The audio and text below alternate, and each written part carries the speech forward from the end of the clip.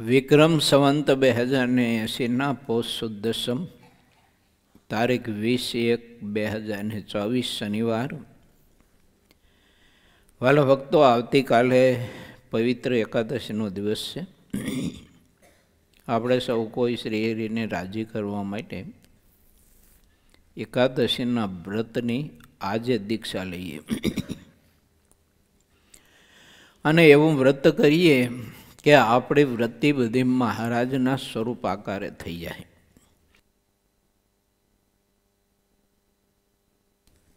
તો આપણો છે ને સત્સંગમાં દૃઢ પાયો મજબૂત થાય. ભગવાનના સ્વરૂપને આકારે વૃત્તિ જ્યારે આત્માની થાય ને ત્યારે જ એનો સત્સંગમાં પાયો અતિ મજબૂત કહેતા દૃઢ થાય છે કે તેને કોઈ પણ કારણો ઉખેડી ન શકે. ભગવાન સ્વામિનારાયણે લોયાના 5મામાં સત્સંગમાં દૃઢ પાયો જેનો થાય એનું મહારાજે કારણ બતાવ્યું છે.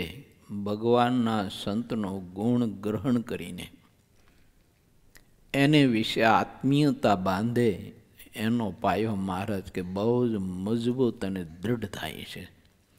કારણ કે સંત કૃપા વિના, સંત પ્રસંગ વિના આપણા જે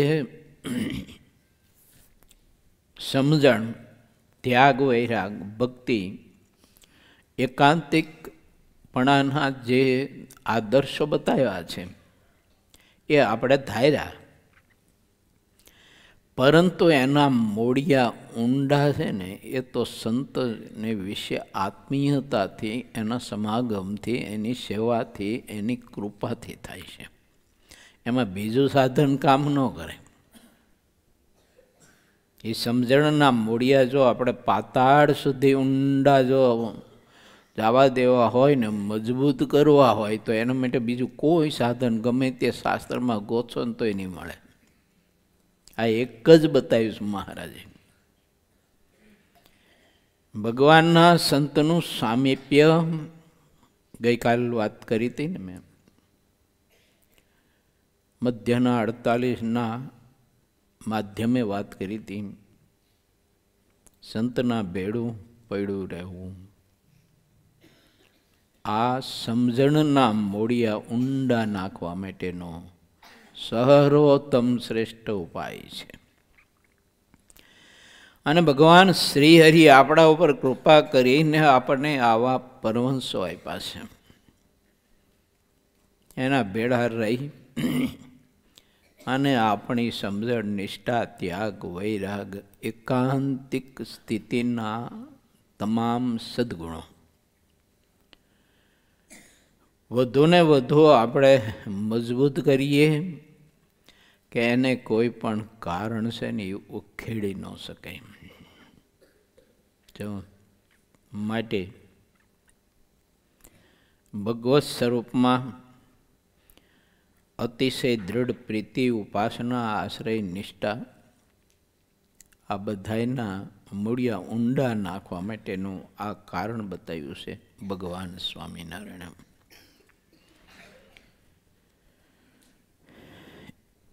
આપણો આજે શ્રી હરિ યાગનો 49મો દિવસ એનો પ્રારંભ થાય છે.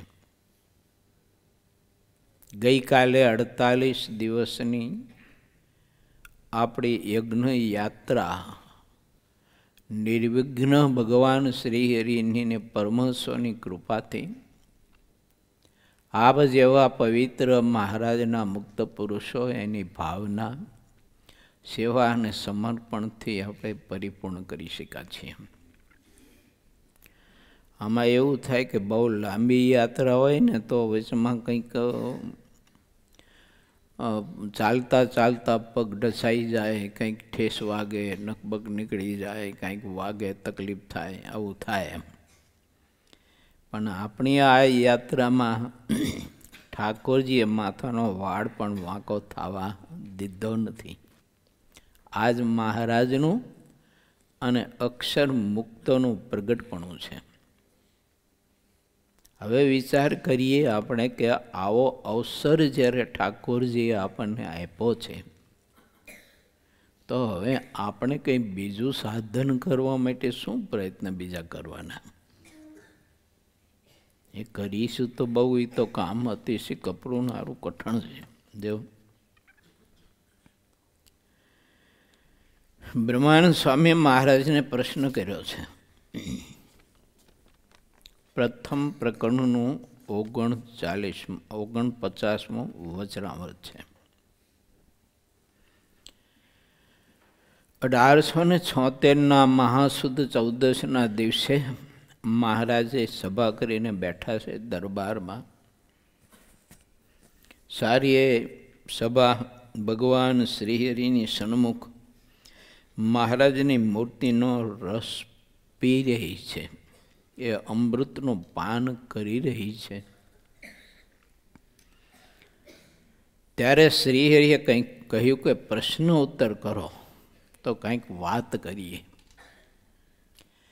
એટલે બ્રહ્માનંદ સ્વામી મહારાજને પ્રશ્ન કર્યો કે હે ભગવાન, હે પ્રભુ સ્વામી, હે પુરાણ પુરુષ, ભગવાનને વિશે વૃત્તિ રાખીએ છીએ ને તે તો સુધી જોરે કરીને રાખીએ ને ત્યારે રહે છે, અને જગતના પદાર્થમાં તો એની મેળાએ રહે છે. આનું પ્રભુ શું કારણ? બ્રહ્માનંદ સ્વામી નહીં સમજતા હોય. જે તમામ શાસ્ત્રને ઘોડીને પી ગયેલા હોય પુરુષ, પછી ગોપાળાનંદ સ્વામી હોય, મુક્તાનંદ સ્વામી હોય, જે પરમહંસો પ્રશ્ન કરે તે એ કંઈ બાબત નહીં સમજતા હોય. પરંતુ આપણને હરિના મુખનું અમૃત પાવા માટે અને આપણને શ્રી હરિના મુખ કમળનું અમૃતનો પ્રસાદ આપણને મળે, એના માટે આ મહાપુરુષોએ બધા પ્રશ્ન આપણા માટે પૂછ્યા છે. બહુ મજાની વાત છે. ભગવાન શ્રીહરિને વિશે આ બધા મહાપુરુષોને કેટલી બધી પ્રીતિ હતી, કેવો સ્નેહ હતો. અખંડ વૃત્તિ જે મહાપુરુષો ભગવાનના સ્વરૂપમાં રાખતા હતા એને રહેતી હતી. એટલે તો આપણે દર્શન કરાયું છે કે આવા કંઈ પ્રશ્ન પૂછે તો એમાં આપણને કંઈ બીજી કંઈ સમજણની ગડબડ ન થાય. એટલે મહાપુરુષોએ પોતાના જીવનથી પોતાની સ્થિતિનું દર્શન પણ આપણે એમની વાતોને કાવ્ય કીર્તનમાં કરાવ્યું છે કે રાજે ચરણે ઉર્ધ લાંબી રેખું રે, હું તો એને ધ્યાન વિના દેખું. જેને અખંડ વૃત્તિ ભગવાનના સ્વરૂપમાં રહેતી હોય, હવે એ પુરુષો એવું પૂછે કે ભગવાનને વિશે વૃત્તિ રાખીએ છીએ તો સુધી જોરે કરીને રાખીએ ત્યારે રહે છે, અને જગતના પદાર્થ તો એની મેળાએ રહે છે. હવે એને તો જગતના પદાર્થ આયથી આ ધરતીથી 14 લોકનું બધું ખોટું કરેલું હતું. એવું એને બધું જ મિથ્યા જાણ્યું હતું. 14 લોકમાં સર્વે અબળા, તેને વરીને ખોટી થાઉં રે, સમજીશું આવું. એને બધું ખોટું કરી નાખ્યું હતું. એને કોઈ પુરુષ જ નહોતો દેખાતો આ ધરતી ઉપર. એક પુરાણ પુરુષ પુરુષોત્તમ અક્ષરાધિપતિ સિવાય બધી જ માયા છે. અબળા એટલે માયા, ખોટું છે બધું. શરીર પુરુષનું કે સ્ત્રીનું હવે આત્માએ પોતે માની લીધું છે. તો બ્રહ્માનંદ સ્વામી કે બધું ખોટું નાશવંત છે. એવા મહાપુરુષો પ્રશ્ન કરે છે મહારાજને કે એ મહારાજ, મારા બાપ પ્રભુ, તમારે વિશે તો વૃત્તિ શુદ્ધિ જોરે કરીને બહુ બળ કરી, અતિ બળ કરી, ત્યારે માન રહેશે. અને આરું જગતના પદાર્થમાં તો એની મેળાએ ભરતી રહે છે. પ્રભુ આનું કારણ શું? એ મારા બાપ કંઈક બતાવો ને પ્રભુ અમને કંઈક. અમે તો હાવ નિર્બળ ને અજ્ઞાની તમારા છોકરાઓ છીએ, કાંઈ ખબર પડતી નથી, એમાં કંઈ ખોજ નથી પડતી. ભગવાન શ્રી હરિ હસતા હસતા કહે છે કે સંતો ભક્તો, ભગવાનના ભક્ત હોય ને તેની વૃત્તિ તો ભગવાન વિના બીજે રહે જ નહીં. હવે આપણે આપણા જીવનને થોડુંક સાથે સાથે સરખાવતા જઈએ. મહારાજ ઉત્તરમાં એવું કહે છે કે ભગવાનનો ભક્ત હોય તેને ભગવાન વિના બીજે વૃત્તિ જ ન રહે, એને ભક્ત કીધું. તો હું ને તમે એવા ભક્ત થયા કે ન થયા, આપણે પોતાના અંતરને તપાસીને આપણે આપણા આત્માને પૂછતા રહીએ કે તું એવો ભક્ત થયો કે ના થયો. પછી શું કીધું ખબર છે? મહારાજ કે એને તો એવી ફિકર રહે. એવો શબ્દ વાપર્યો ને મહારાજ કે એને તો એવી ફિકર રહે, મારે જગતના પદાર્થમાં વૃત્તિ રાખવી તે તો ઘણું કઠણ પડશે. મહારાજ કોઈ પરમહંસોને જ્યારે આજ્ઞા કરતા ને કોઈ શહેરોમાં સત્સંગ કરાવવા જવા માટેની, ત્યારે મહાપુરુષોને બહુ વસમું લાગતું હતું. કેમ? તો મોટા મોટા શહેરોમાં જાય, સુરત, વડોદરા, અમદાવાદ, ભુજ વગેરે વગેરે, તો ત્યાં તો બહુ જ સારા મેવા મીઠાઈને ખાવા પીવા નહીં, બહુ સારી સુવિધા સગવડતાઓ મળે, માન સન્માન મળે.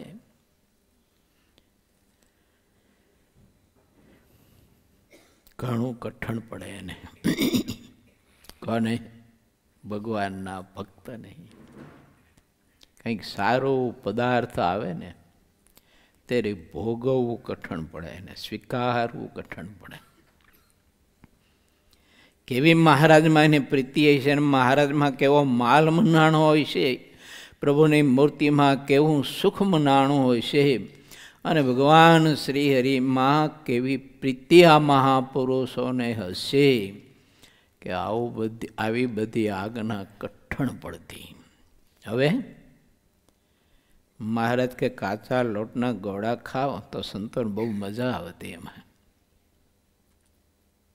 તમે છૈણિયા પહેરો તો સંતોને બહુ મજા આવતી. આ મહારાજ તમે તો ખરેખરી અમને એવી વ્યવસ્થા કરી દીધી ને સગવડતા કરી દીધી ને એવું સુખ આપ્યું કે આ લોકો અનાજ ખાઈને ઘઉં થઈ હતી ને તે ખંજોળવું પડતું હતું. તો હવે આ છૈણિયા પહેરીને એટલે ખંજોળવું નહીં પડે. મારી તમારી વૃત્તિથી યા તો આપણી સમજણથી એ બધું તમે જો આમ વિપરીત દેખાય છે. આપણને સારું ભોજન ને સારી સગવડતા મળે ત્યારે બાય થઈ જાય, આપણને થઈ જાય ને. આને પછી જેવું તેવું અનાજ મળે ને જેવા તેવા ઉતારા ને જેવી તેવી સગવડતા બધી મળે આપણને, ત્યારે આપણે દુખાઈ જાય છે. ભગવાનનો ભક્ત છે એને તો જગતના પદાર્થમાં વૃત્તિ રાખવી તે ઘણું કઠણ પડે. મહારાજ કહે સ્વામી એને ભક્ત કહેવાય.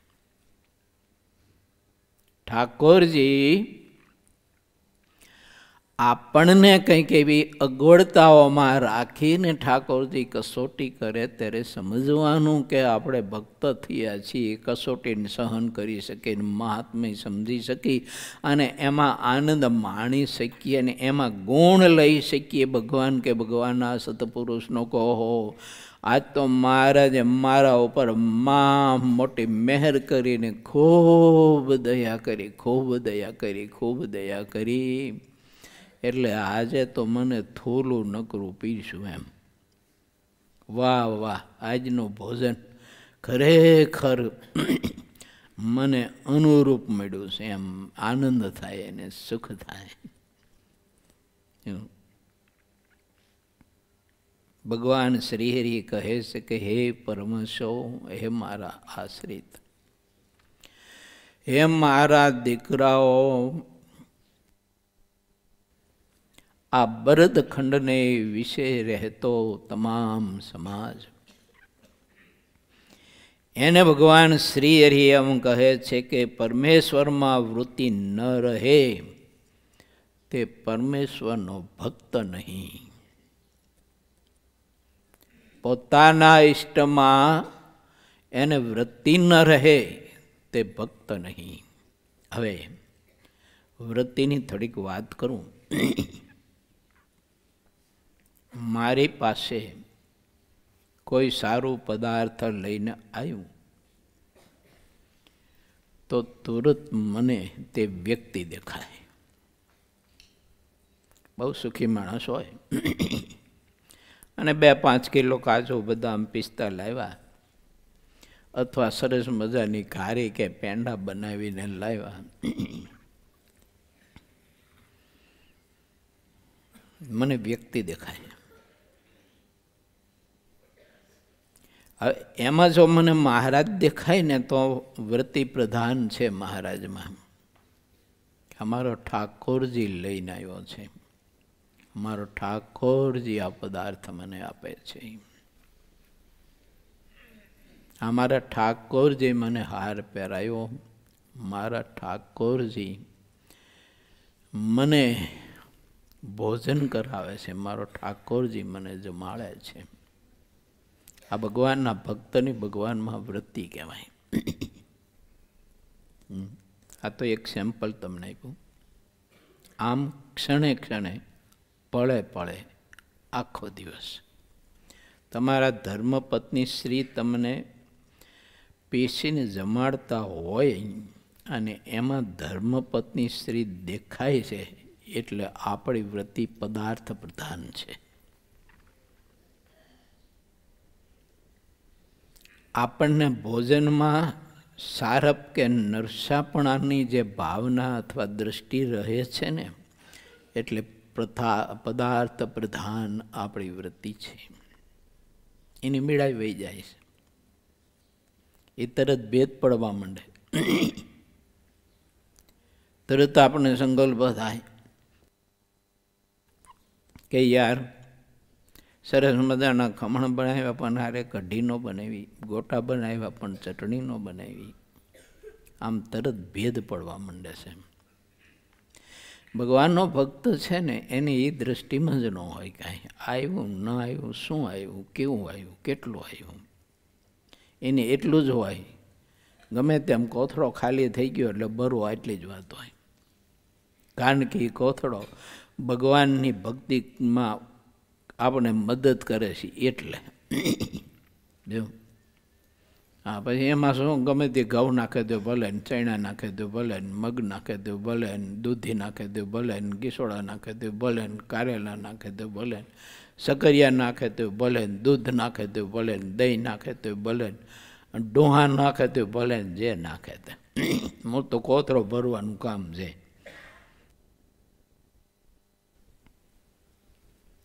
પણ 2 વૃત્તિ થાય છે. પછી 2 વૃત્તિ અનેક વૃત્તિ ધારણ કરે છે. એટલે જેટલી પ્રકારનું ભોજન હોય ને એટલી પ્રકારે આપણી વૃત્તિ થઈ જાય છે.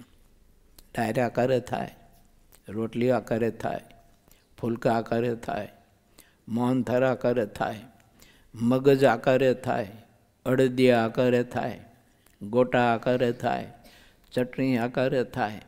વળી પાછા ગોટામાં પાછું એમાં કોથમરી નાખી હતી એ આકારે થાય, એમાં વળી પાછું લીંબુ નાખ્યું હોય તો એ આકારે થાય, વળી પાછું એમાં આદું નાખ્યું હોય તો એ આકારે થાય, વળી પાછા એમાં કાજુ ને દ્રાક્ષ નાખ્યા હોય તો એ આકારે થાય. ગોટું એક અને વૃત્તિ એક કેટલી! હારો આ તો કમાલ છે માયાની બધી. હે આવડું ગોટું. પછી લીલા મરચાં આકારે થાય, હુકા મરચાં આકારે થાય. હા, પછી એમાં જલારામ મસાલા આકારે થાય, લક્ષ્મી આકારે થાય, એમ જે પ્રકારનો મસાલો નાખ્યો એ આકારે થાય. એમ અરે ગોઠું એક અને વૃત્તિ તો જો તમે કેટલા રૂપ પકડે છે. હવે ભગવાનનો જે ભક્ત હોય ને એને એક જ આકારે પહેલાં વૃત્તિ રાખવી જોઈએ. કઈ તો ગોટા આકારે. ગોટું આવ્યું, મોઢા મૂક્યું, ચાવીને કોથળામાં નાખી દેવાનું, પૂરું. તો એક વૃત્તિ, બીજી વૃત્તિ તો કપાઈ ગઈ. હવે બીજી વૃત્તિ બધી કપાય છે, એક વૃત્તિ રહી એટલે એ એક વૃત્તિ પણ આરાધના કરતાં કરતાં એક વૃત્તિ પણ પછી ઉડી જાય, પછી ગોટોય ન રહે ને. બસ મહારાજની મૂર્તિ એક જ રહે. મહારાજ કહે છે કે એને પદાર્થમાં વૃત્તિ રાખવીને તે તો ઘણું કઠણ પડે. કોને? ભગવાનના ભક્તને. તો આપણે એવા ભક્ત છીએ? આપણી જાતને આપણે પૂછવાનું. પછી શ્રીહરિએ કોઈ એવી વાત સાંભળી અને બિચારા નિરુત્સાહી ન થઈ જાય ભક્તિના માર્ગમાંથી, એટલે એને બળ આપવાની હિંમત આપવા માટે પછી મહારાજે કહ્યું, પછી મહારાજ કે જેની પરમેશ્વર આકારે વૃત્તિ ન રહે આ રીતે પ્રત્યેક ક્રિયામાં, ખાવામાં, પીવામાં, નાવામાં, ધોવામાં, બેસવામાં, હરવામાં, ફરવામાં, કોઈ પણ કાળે, કોઈ પણ સ્થળે, શુભ ક્રિયામાં, અશુભ ક્રિયામાં એને ભગવાનના સ્વરૂપમાં વૃત્તિ ન રહે તો મહારાજ કે સત્સંગમાં આવતો હોય તો ધીરે ધીરે સંતની વાત સાંભળતા સાંભળતા એ ભક્ત થશે. શું કીધું? સંતની વાત સાંભળતા સાંભળતા ધીરે ધીરે ભક્ત થશે. ભક્ત કેવો? મેં વાત કરી તેવો. કે એને થાળ પીરસાણો હોય, થાળી પીરસાણી હોય, અમને પત્તર પીરસાણું હોય, તો એમાં જેટલી આઈટમ પીરસાણી હોય એટલી આઈટમ જેટલી હોય એટલી વૃત્તિ મહારાજ દેખાય એને. અડદિયામાંય મહારાજ, મોહનથાળમાંય મહારાજ, ચટણીમાંય મહારાજ, ગોટામાંય મહારાજ, રોટલીમાંય મહારાજ, પાપડમાંય મહારાજ. એમ તો આપણને એમ થાય કે રોટલીમાં, ગોટામાં, અડદિયામાં મહારાજ દેખાય તો પછી અડદિયો રોટલી ખાવી કેમ? તો એમાં મહારાજ એમ દેખાય કે આ મારો મહારાજ મને આ પ્રસાદ જમાડે છે. એમ વૃત્તિ બદલાય એની. અને એમ વૃત્તિ બદલાય એટલે ઓલા રસમાં જે આપણને આનંદ આવતો હોય ને એ ન આવે, મહારાજની કૃપાનો આનંદ એમાં આવે.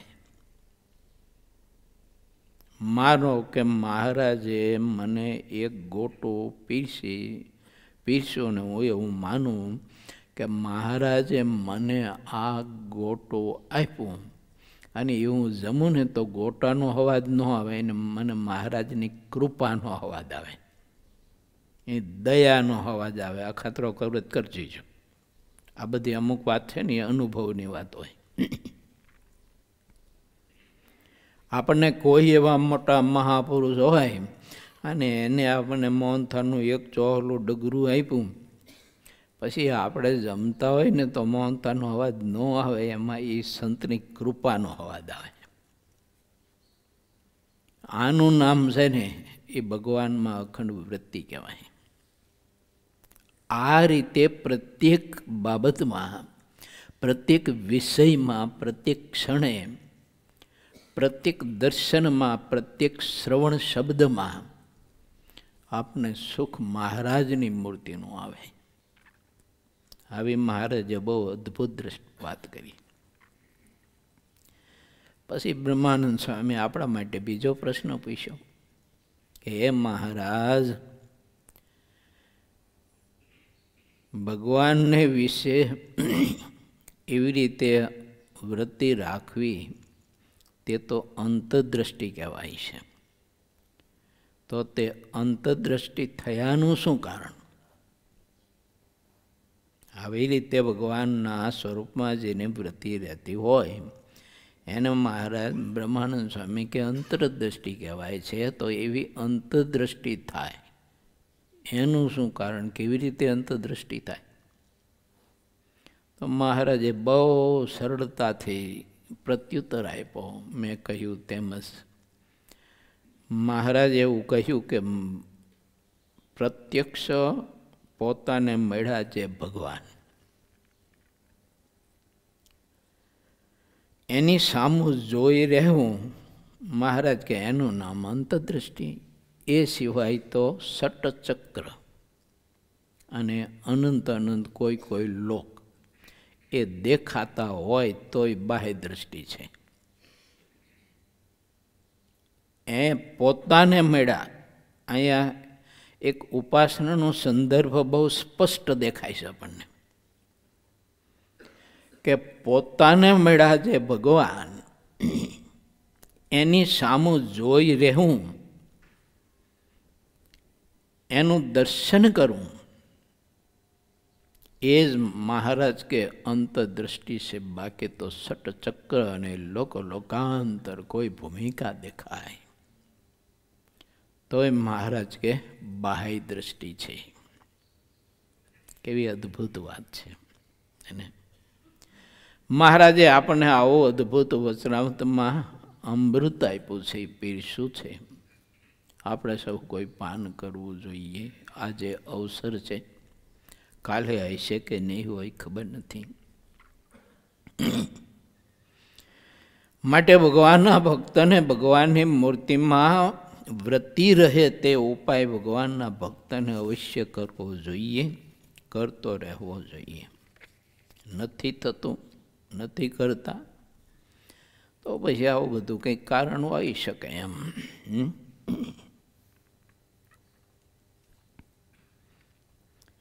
હવે 49માં કહે છે મધ્યના,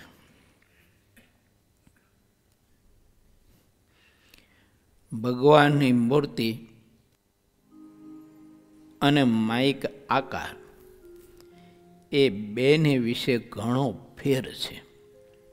અને બેન સરખા જે કહે છે તે તો કોટી કલ્પ સુધી નરક 84ની વિશે ભમશે. કેવો ઘા માર્યો મહારાજે એને. પ્રથમના 49માં એમ કે છે કે પોતાને મળ્યા છે ભગવાન, એની સામું જોઈ રહેવું, એને અંતર્દૃષ્ટિ મહારાજે કહી. અને મધ્યના 49માં મહારાજ એવું બતાવે છે કે માઇક આકારને જોનારો,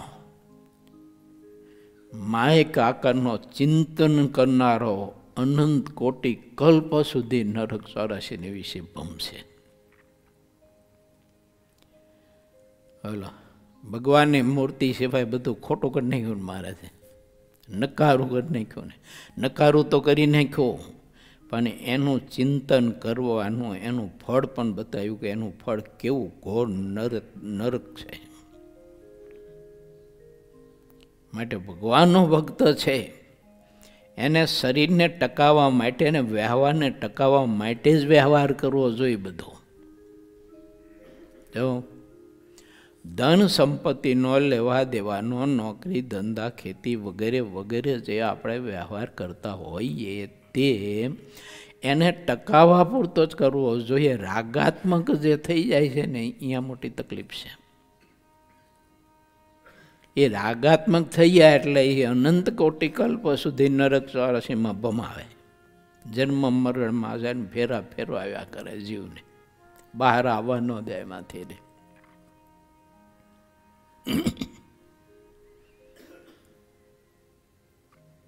અને ભગવાનના સ્વરૂપમાં વૃત્તિ રાખનારો, પોતાને મળ્યા જે ભગવાન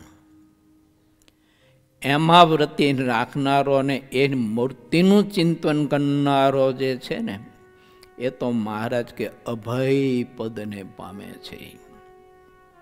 અને ભગવાનનો પાર્ષદ થાય છે. પાર્ષદ એટલે અનાદિ મુક્ત. ઠાકોરજીની મૂર્તિની સેવામાં અખંડ અખંડ તે આત્મા જોડાયેલો રહે છે. આવી તો મોટી સ્થિતિ મહારાજે બતાવી છે નહીં, તો કે માહી કાકાને ખોટા કરવાની, ભગવાનમાં વૃત્તિ રાખવાની. માહી કાકાને ખોટા કરે અને ભગવાનમાં વૃત્તિ રાખે તો એનું ફળ તો જો કેવું મહાન અને અભય પદને પામે એવું મહારાજે બતાવ્યું.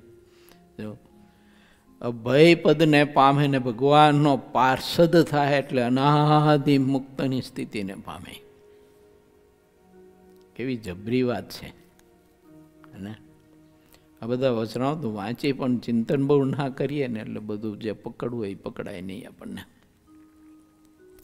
હવે કલ્પના કરીએ કે આપણને કેવો ભગવાન મળ્યો પ્રભુ. એ પ્રભુને રાજી કરવા માટે ને એ પ્રભુની મરજીમાં રહીને મારે ને તમારે આરાધના ને ભક્તિ જે કંઈ કરવું એને પામવા માટે તે કરવું. એની મરજી, એની ઈચ્છા, એની આજ્ઞા એ ન ઉલ્લંઘવી. એમ પછી શું કહ્યું?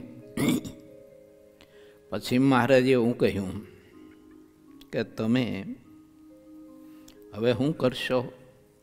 મેં તમને આટલી ભૂમિકા બતાવી, તો મહારાજ કે તમે શું કરશો? તો એ પણ વાત મહારાજે પોતાની મિસ્સે કરી અને પછી આપણને બતાવી કે એટલે છોકરાઓ હવે તમે, મેં તમને આ બધી વાત બતાવી તો દીકરાઓ હવે તમે આમ કરજો, એમ કરીને પોતાની મિસ્સે વાત કરી મહારાજે. તો મહારાજ કે ભગવાનની કથા, કીર્તન, વાર્તા અને ભગવાનની મૂર્તિનું ધ્યાન, એમાંથી મહારાજ કે અમને કોઈ દિવસ તૃપ્તિ થતી નથી અને તમે પણ એમ કરજો. આ બતાવ્યું. જો કારણ કે ભગવાનના સ્વરૂપ સિવાય, એના ચિંતન સિવાય, એના દર્શન સિવાય, એના સ્પર્શ સિવાય અન્ય સ્પર્શ, અન્ય ચિંતન, અન્ય દર્શન, અન્ય શબ્દ, અન્ય શ્રવણ એ તો મહારાજ કે અનંત કોટી કલ્પ સુધી નરકમાં નાખનારા છે. તો એ બધાને ખોટું કરવા માટે મહારાજ કે તમે અખંડ કથા, કીર્તન, ભક્તિ, ધ્યાન કરજો. અમને એમાં તૃપ્તિ નથી થતી એટલે અમે કરીએ છીએ. મહિના મહિના સુધી પુરાણોની કથા કરાવે, મહિના મહિના સુધી પોતે આદર્શ શ્રોતા થઈને કથા સાંભળે. નિત્યાનંદ સ્વામી પાટ ઉપર બેઠા હોય, કથા કરતા હોય, મહારાજા આસન નાખી અને શ્રોતા થઈ અને કથા સાંભળતા હોય. આપણને શીખવવા માટે આદિ આચાર્ય અયોધ્યા પ્રસાદજી મહારાજ અને આદિ આચાર્ય રઘુવીરજી મહારાજ એક સંપ્રદાયની વ્યવસ્થાના ભાગરૂપે ત્યાગી ગ્રસ્તની એક ધારી સ્થિતિ રહે અને ધર્મનિષ્ઠા, ત્યાગનિષ્ઠા, વૈરાગ નિષ્ઠા, ઉપાસના નિષ્ઠા, ભક્તિ નિષ્ઠા આગી પાછી ન થાય, એના માટે થઈ અને આ એક ભગવાને એવી ચાવી આપી છે. એ જવાબદારી આચાર્ય મહારાજશ્રીની કે કોણ હરિભગતને, કોણ સાધુ ઉપાસનામાંથી, નિષ્ઠા આશ્રયમાંથી આગો પાછો થાય છે. આ બધી મહારાજે વ્યવસ્થા ગોઠવી. તો આદિ આચાર્ય અયોધ્યા પ્રસાદજી મહારાજ અને રઘુવીરજી મહારાજ આદર્શ શ્રોતા થઈ અને મોટા સદગુરુઓનો સમાગમ કરતા હતા.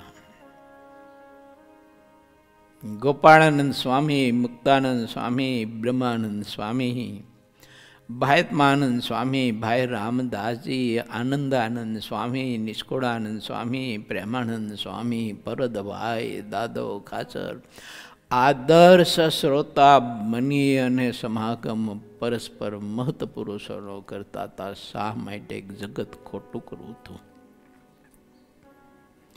કેમ તો કે જગત અને વિષય હતો કોટી કલ્પ સુધી નરક 84માં ભમાવેલા છે.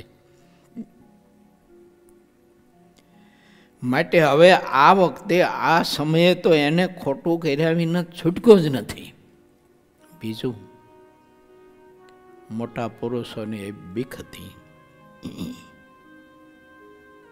કે ભગવાન ભજતા ભજતા એની મૂર્તિનું ધ્યાન કરતા કરતા એનામાં અસાધારણ પ્રીતિ રાખીને સ્નેહ કરતા કરતા એની મૂર્તિનો આનંદ લેતા લેતા લેતા લેતા એ પ્રભુ એવો ટીખડી છે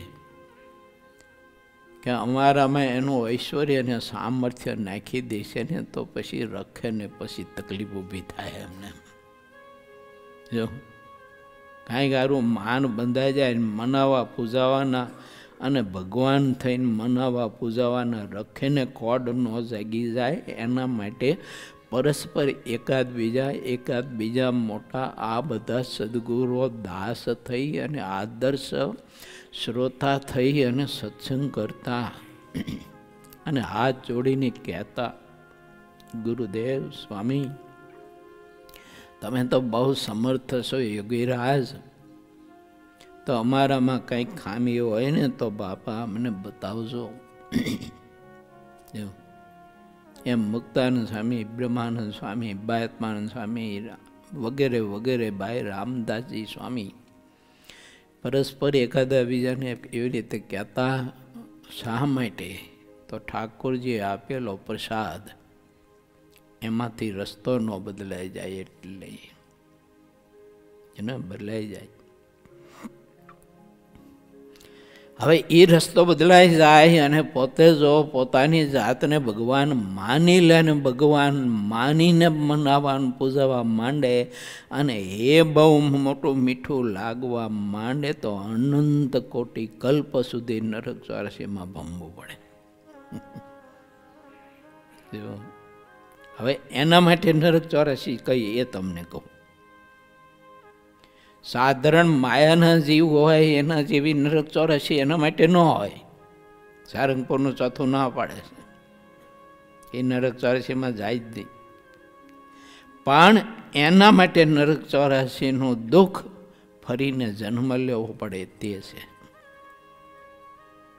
જો ફરીને જન્મ લેવો પડે, જન્મ લઈને સત્સંગમાં જવાય, ભગવાનની ભક્તિ જ કરે, પણ ફરીને એને આવવું પડે ને આ લોકમાં એ નરક ચોરાસી જેવું કષ્ટ એને દેખાય લાગે એને, એટલે એની પીડા બહુ હોય એને.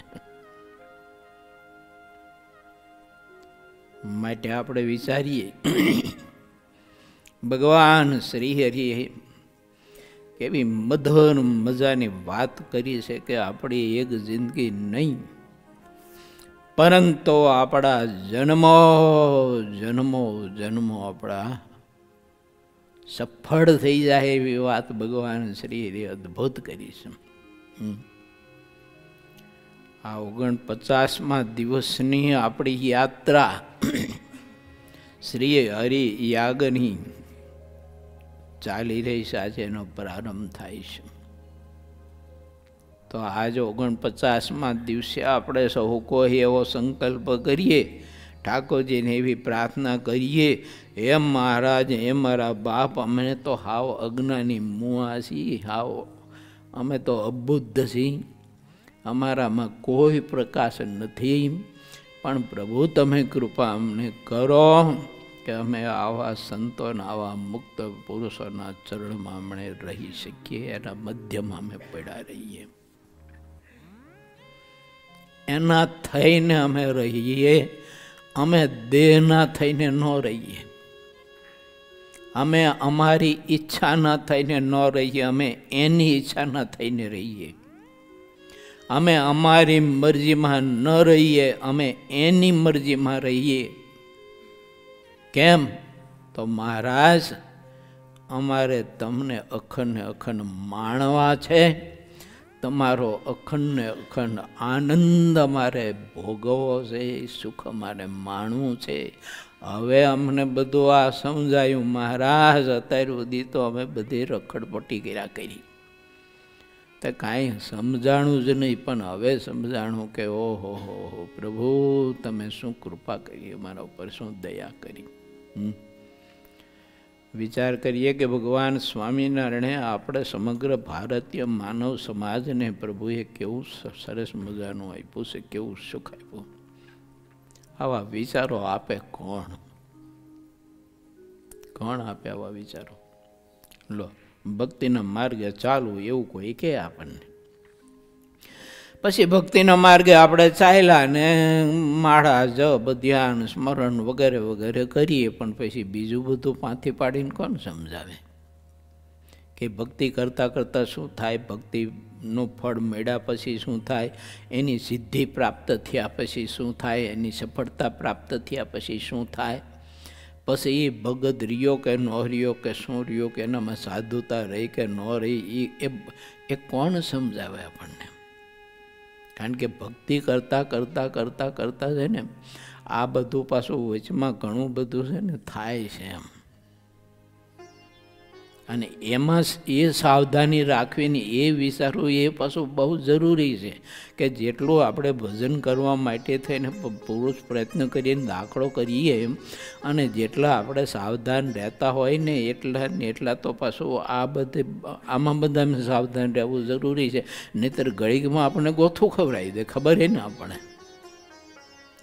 જરાક પગ ચૂકી જાય એટલે ધોકડું રડીને ઠું આવે. માર્ગ એવો છે, ઠાકોરજી પણ એવો છે. એને પછી મને પુરાણી સ્વામીએ કહ્યું હતું, ઘનશ્યામ જીવન સ્વામી, 42-43 વર્ષ પહેલાંની વાત કરું છું તમને. મને સ્વામી એવું કહ્યું હતું મને કે રામ સ્વામી, આપણે મહારાજનું ભજન કરીને એટલે કે આપણો ભગવાન કેવો? મેં કીધું સર્વોપરી. મને કે આવા સર્વોપરી ભગવાનનું આપણે ભજન કરી સ્વામિનારાયણ મંત્રનું, તો મંત્ર કેવો હતો? મેં કીધું મંત્ર ગુરુદેવ બહુ મોટો સમર્થ સર્વોપરી મંત્ર. તો મને કે બસ એમ વાત છે કે? મને કે બસ એમ વાત છે. મને કે એ મંત્ર જપીને આ મૂર્તિનું ધ્યાન કરી એટલે એનામાં જેટલું સામર્થ્યનું ઐશ્વર્ય છે ને બધું આપણામાં આવે કે. અને પછી જે વાત કરીને મહાપુરુષે બહુ મહત્વની વાત કરી. મને કે પછી રામ સ્વામી આપણે ધ્યાન રાખવું જોઈએ, આપણે ભગવાન ન થઈ જવાય. છે ને મજાની વાત? મને કે પછી આપણે ભગવાન ન થઈ જવાય, આપણે સેવક રહેવાય, આપણે મુક્ત રહેવાય, આપણે દાસ રહેવાય, આપણે પાર્ષદ રહેવાય, આપણે સ્વામી ન થવાય એમ.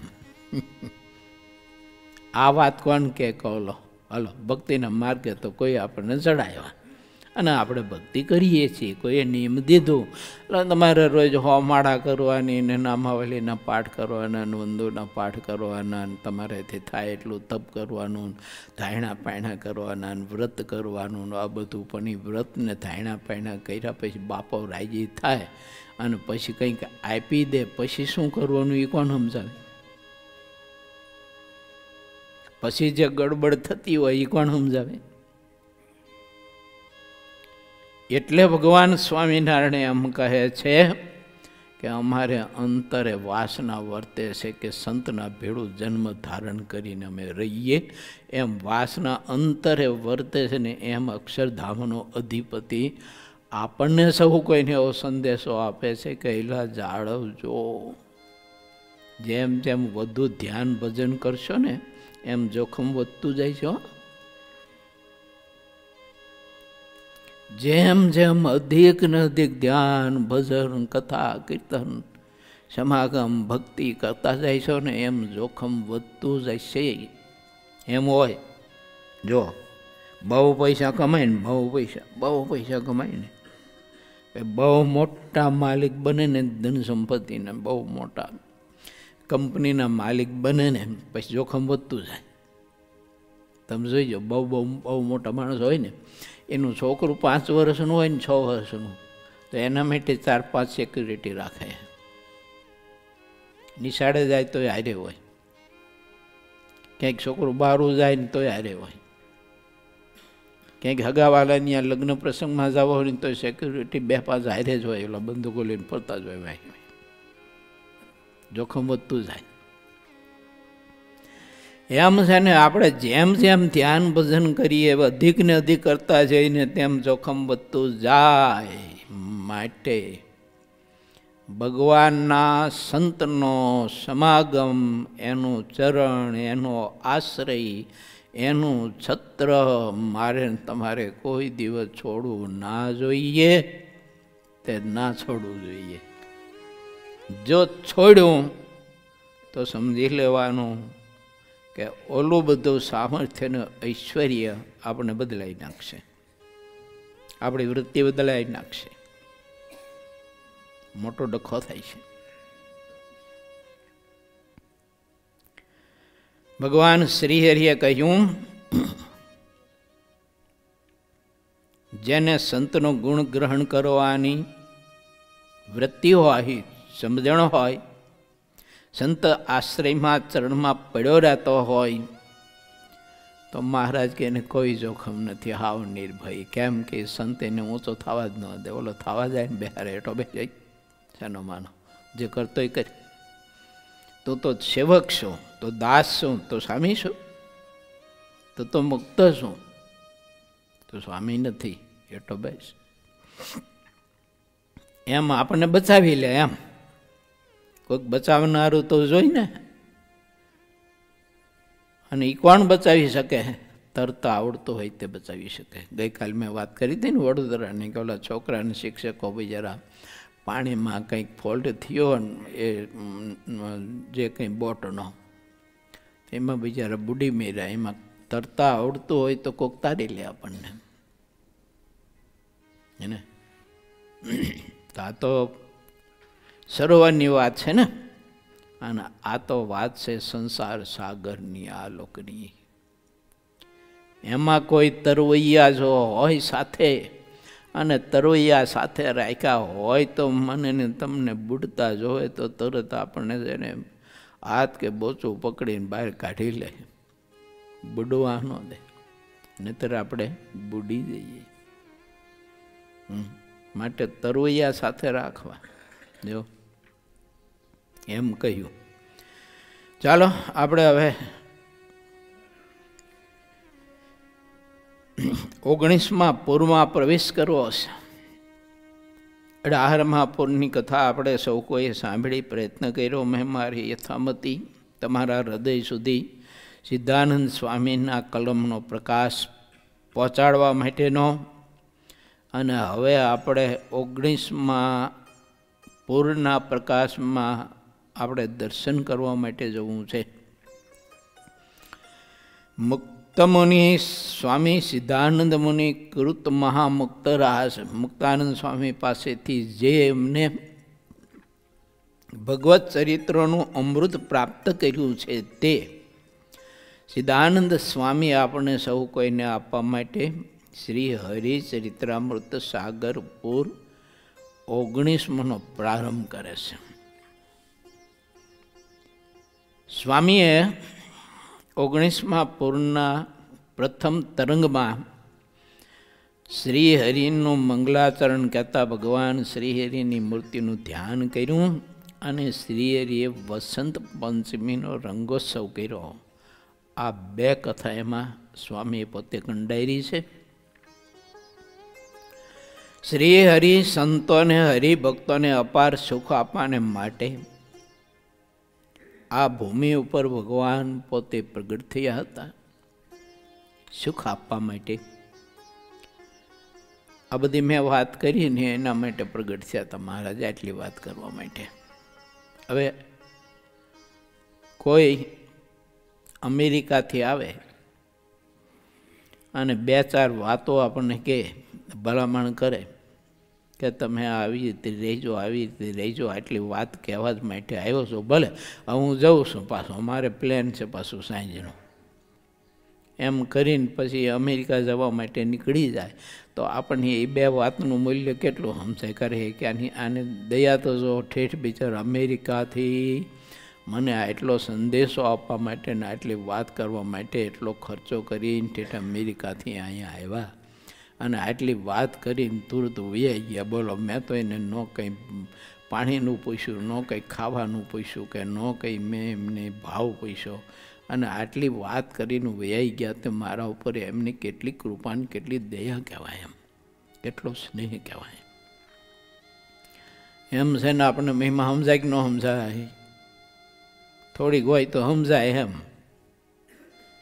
જો ન હોય તો કંઈ ન સમજાય. એમ અક્ષરધામનો અધિપતિ આવ્યો અને અક્ષરધામના મુક્ત ઠેઠ અક્ષરધામથી અહીંયા આપણને આવા સંદેશાઓ આપવા માટે આવ્યા. ઓલો તો એક બે વાત કરીને વયો જાય અને આ અક્ષરધામના અધિપતિને એ મુક્તો તો અખંડ અખંડ આવા સંદેશો આપ્યા કરે. આપણે સમજી ન સમજી, માની ન માની, એની વાત સ્વીકારી ન સ્વીકારી, એ કહે તેમ કરીએ ન કરીએ તો એ અફુરા થઈને આપણને એમનામ ઈતડીની તેમ વળગાડે. ગમે તેમ કરીને આ જીવને મહારાજના હાથમાં એનું કાંડું પકડાવીને મહારાજની મૂર્તિની એના ચરણની સેવામાં આને ગમે તેમ કરીને જોડી દેવો છે.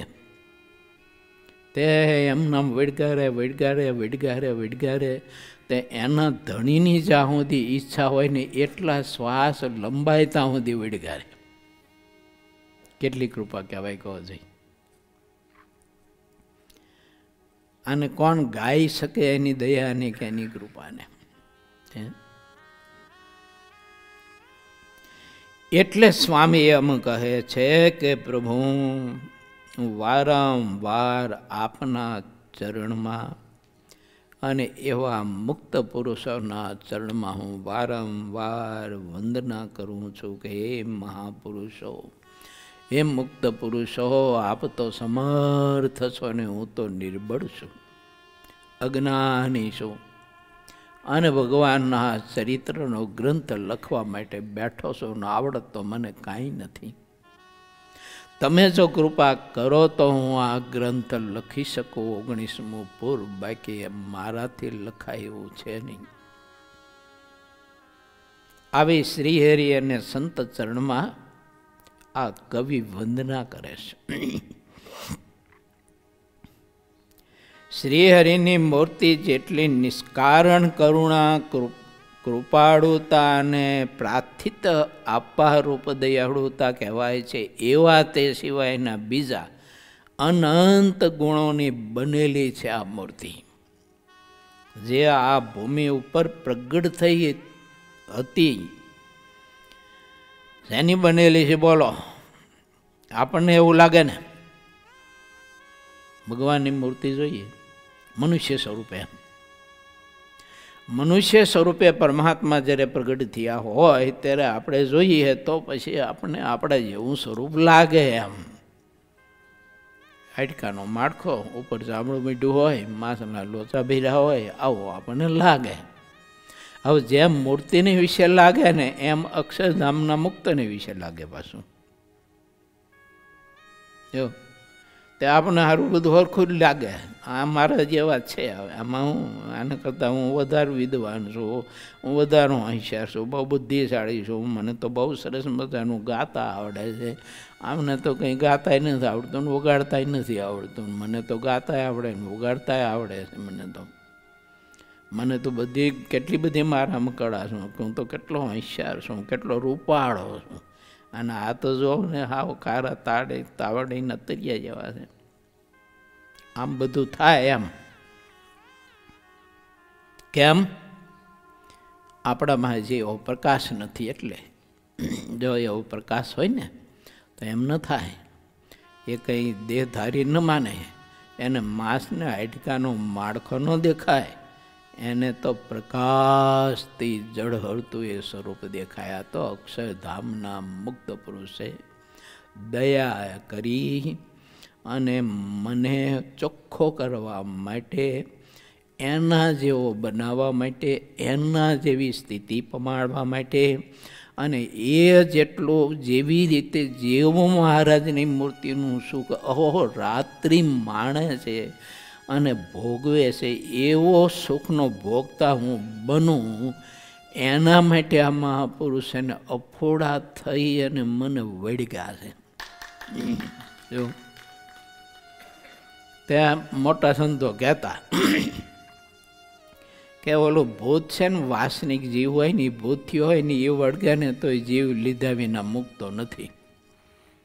તે મોટા પુરુષો એમ કહેતા કે અમે તમને જીવતા વળગાય છીએ, એટલે અમે તમારો જીવ લીધા વિના તમને છોડવાના નથી. જો અને એ જીવ લઈને પાછો ઓલી ભૂતાવર તો છે ને, એ જીવને લઈને વળી ભૂત્યોનીમાં લઈ જાય.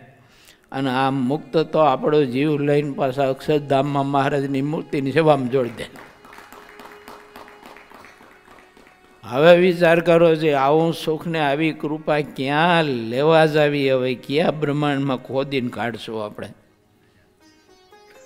ક્યાં મળશે? એટલે મોહન બાપા કહેતા વારંવાર, જો આ પ્રેમજીભાઈના ગામના દેવળિયા ગામનું એ બધું પાણી, મોહન બાપા એવું કહેતા કે અહીંયા તો કેડ હમાણું કલ્યાણ છે. કેવું કહેતા?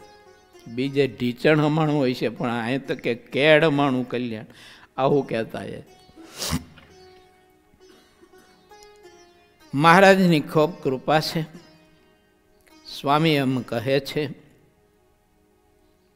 ભગવાનની અને મુક્તોની મૂર્તિ અનંત ગુણોથી બનેલી છે.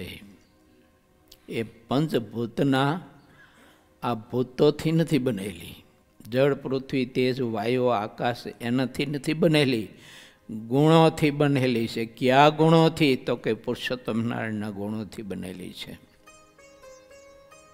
હવે એવા મહારાજના મુક્ત હોય અને એ ભગવાન પુરુષોત્તમ નારાયણના ગુણોથી બનેલી મૂર્તિ હું તમે દર્શન કરીને જોઈએ, એટલે હું તમે અક્ષર રૂપ થતાં એક ચપટીનો અવાજનો ભાર લાગે. બોલો, એક ચપટીના અવાજમાં અક્ષર મુક્ત, અક્ષર સરીખો આત્મા છે, નિર્ગુણ થઈ જાય. આ વાત મહારાજે લખી છે, પ્રથમના 58માં બતાવીએ છીએ. મહારાજ કે જેવા જાણે એવો થાય છે. કીધું ને, બતાવ્યું કે ન બતાવ્યું? આ સમયે જે લોકો શ્રીહરિને શરણે આવ્યા હતા તે બધાને ગામો ગામ વારંવાર અપાર પ્રતાપ દેખાડ્યો. શ્રીહરિનો જેટલો પ્રતાપ છે તે બધો લખી શકાતો નથી, એટલે જેટલી મારી શક્તિ છે એટલો તે પ્રતાપ સંક્ષેપમાં હું લખું છું.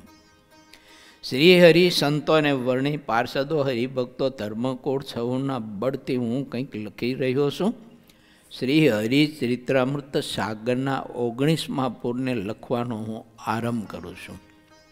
હે વિઘ્નેશ, શ્રીહરિના ચરિત્ર લખવામાં કોઈ વખતે કાંઈ વિઘ્ન આવે તો તે વખતે આપ આવીને વિઘ્નોને દૂર કરજો. વિઘ્નેશ ગણપતિના સિવાય વિઘ્નોનો નાશ થતો નથી, કારણ કે જેનું જે કામ હોય તેમાં તેને શ્રીહરિએ અધિક પ્રકાશ આપ્યો હોય. શ્રીહરિએ જેને જે અધિક પ્રકાશ આપ્યો હોય તેમાં તે અધિક પ્રકાશ રહ્યો હોય છે. શ્રીહરિની મરજી જોઈને જે શ્રીહરિને પામવા માટે ઈચ્છતા હોય તે આત્માઓ તેમની મરજીમાં રહેતા હોય છે અને તેની મરજીમાં રહી અને શ્રીહરિની મૂર્તિનું સુખ અહોરાત્રિ લેતા હોય છે. જેને જેટલું કાંઈ દુઃખ આવે છે તે બધું શ્રીહરિની મરજી લોપવાથી આવે છે ને જેટલું સુખ વર્તે છે તે શ્રીહરિની મરજીમાં ચાલવાથી આવે છે. જેને અપાર સુખ મેળવવું હોય તેણે શ્રીહરિની મરજી લગાર પણ લોપી નહીં, કારણ કે તેમાં જ સુખ રહ્યું છે. સહુ ભગવાનના ભક્તો આવી સમજણ પાયમાં છે. હરિભક્તો સિવાયના જેટલા લોકો દુઃખમાં સુખને દેખે છે તેનાથી તેઓ વારંવાર ભવસાગરમાં ભટકતા રહે છે. જેઓ દુઃખમાં પણ સુખ માને છે તે ભગવાનના ભક્ત થતા નથી અને ભગવાનના ભક્ત થયા સિવાય શ્રીહરિના ચરણોમાં ચિત્ત પરોતું નથી. શ્રીહરિના ચરિત્રોમાં અપરંપાર સુખ રહ્યું છે અને જેમાં દુઃખ તો બિલકુલ નથી, એવા ચરિત્રોને હવે હું કહું છું. માગસર, પોષ, મહા, ફાગણ, ચૈત્ર, વૈશાખ, જેઠ, અષાઢ, શ્રાવણ, ભાદરવો, આસો એટલા માસ સુધી શ્રીહરિએ ગઢપુરમાં રહીને ત્યાંના હરિભક્તોને પોતાના દર્શનનું સુખ આપ્યું હતું અને ભાગવતની કથા કરાવી હતી. જ્યારે વસંત પંચમી આવી ત્યારે તેનો ઉત્સવ શ્રીહરિએ ગઢપુરમાં કર્યો અને ત્યાં રહેલા સૌ હરિભક્તને રંગમાં રસબસ કરી દીધા. દાદા ખાચરના દરબારમાં શ્રીહરિએ રંગ ક્રીડા કરીને ગુલાલ ઉડાડ્યો. તેની અદ્ભુત શોભા થઈ હતી અને દરબાર ગઢમાં રંગ લાગ્યા સિવાયનું કાંઈ દેખાતું નહોતું. દાદા ખાચરે વારંવાર શ્રીહરિની ઉપર રંગના કળશ ઢોળ્યા. તે સમયે ભાઈ રામદાસજી સ્વામી ત્યાં હતા. તેમણે રંગોત્સવ પહેલાં વસંત વધાવવાનો બધો વિધિ કરાવ્યો હતો. વસંત, હોરી અને ધુમાર રાગના પ્રેમ રસથી ભરેલા પદોને બોલ્યા અને મૃદંગ તથા ઝાંઝ વગાડીને સૌએ ઘણો ઉત્સવ કર્યો. તે સમયે ઢોલ, તાસા, શરણાઈઓનો સુંદર મજાનો ધ્વનિ થઈ રહ્યો હતો.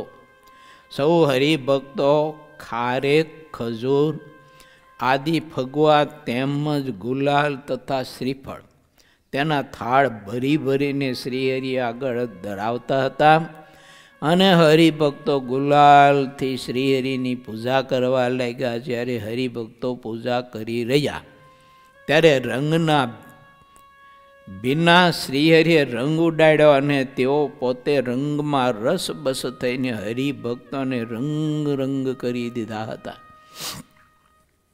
જ્યારે શ્રીહરિ રંગોત્સવ કરતા હતા તે વખતે બધા ભક્તો અને આકાશ માર્ગે કંઈક દૈવી શક્તિઓ દર્શન કરવા માટે પોતપોતાના વિમાનો લઈ અને વાદળ જેમ ચોમાસામાં છવાઈ ગયું હોય ને એમ આકાશમાં બધા વિમાનોથી આકાશ છવાઈ ગયું હતું.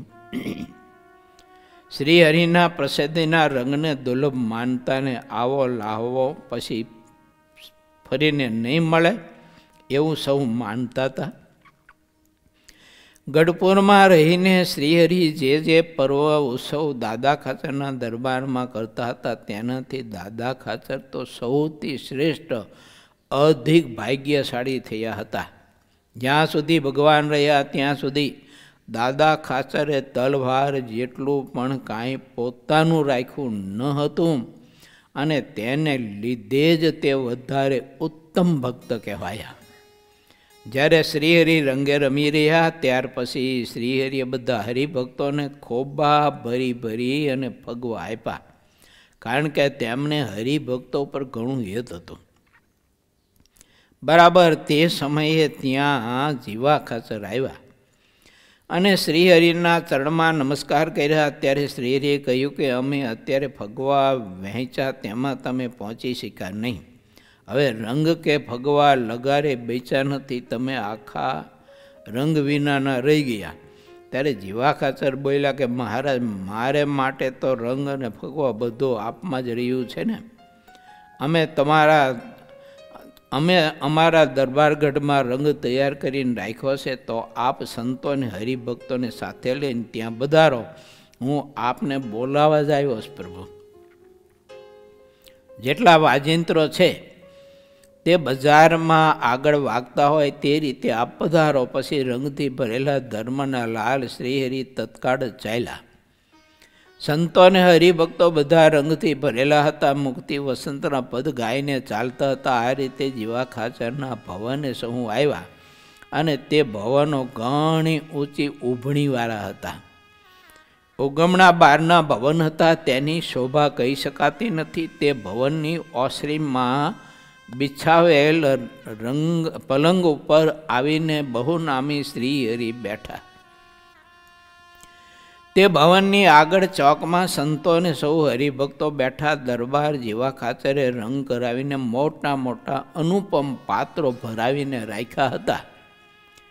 જેટલો બનાવ્યો હતો તે બધો રંગ શ્રીહરિની આગળ મૂક્યો અને 20-25 થાળમાં ભરીને ગુલાલ પણ લાવીને મૂક્યો. ગઢપુર ગામમાં જેટલા અમુક નાસ્તિક લોકો જે હતા તે જીવા ખાચરની મોહબ્બતને લીધે ત્યાં આવ્યા હતા. બાકી એને કોઈ ભગવાન સાથે કે સત્સંગ સાથે સંબંધ નહોતો, કેમ કે એ લોકો તો હાવ નાસ્તિક હતા. ભાવનગરના જેઠા મહેતા નામે જે વહીવટ કરતા હતા તે પણ ત્યાં આ સભાના દર્શન કરવા અને શ્રીહરિના દર્શન કરવા માટે આવ્યા હતા. બોરીચા અટકના જે આહિર હતા તેઓ પણ સહુ ત્યાં આવ્યા. તેમણે શ્રીહરિના ચરણમાં મસ્તક નમાવી દંડવટ કરી અને પ્રભુને પગે લાગી અને હાર પહેરાવી શ્રીફળ અને સાકરના પડા ચરણમાં મૂકી અને યોગ્ય સભામાં આવીને બેઠા છે. ઇતિ શ્રી સહજાનંદ સ્વામી શિષ્ય સિદ્ધાનંદ મુનિ વિરચિત શ્રી હરિચરિત્રામૃત સાગરના 19 પૂર્વમાં મંગલાચરણ અને શ્રીહરિએ વસંત પંચમીનો રંગોત્સવ કર્યો. એ નામે પહેલો તરંગ સમાપ્ત થયો.